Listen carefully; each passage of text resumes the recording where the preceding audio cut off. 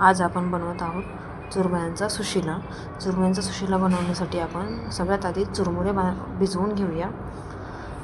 चुरमुरे भिजवून 5 मिनिटे बाजूला ठेवून देऊया.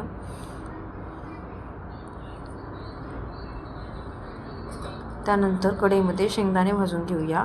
शेंगदाणे भाजून घेतल्यानंतर 2 पळी तेल टाकायचं कढईमध्ये.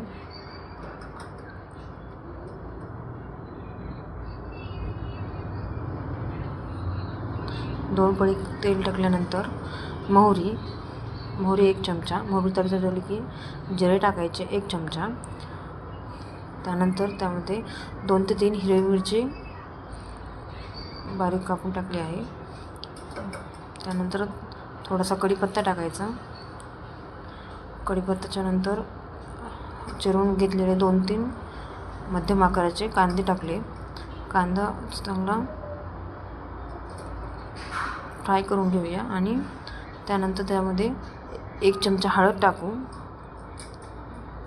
टाकायची. त्यानंतर 2 चमचे धने पावडर टाकायची. हे सगळं मिक्स करून घ्यायचे. त्यानंतर आपण भिजवून ठेवलेले चुरमुरे टाकायचे आणि सर्व मिक्स करून घ्यायचं.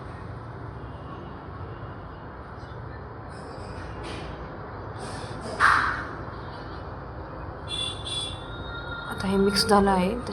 त्यानंतर त्यामध्ये चवीपुरतं मीठ टाकायचं आणि हलवून घ्यायचं. त्यानंतर 2 चमचे शेंगदाण्याचं कूट टाकायचं. शेंगदाण्याचं कूट टाकल्यानंतर आपल्या सुशिल्याला एक खूप छान चव येते. तर आपला सुशिला तयार आहे.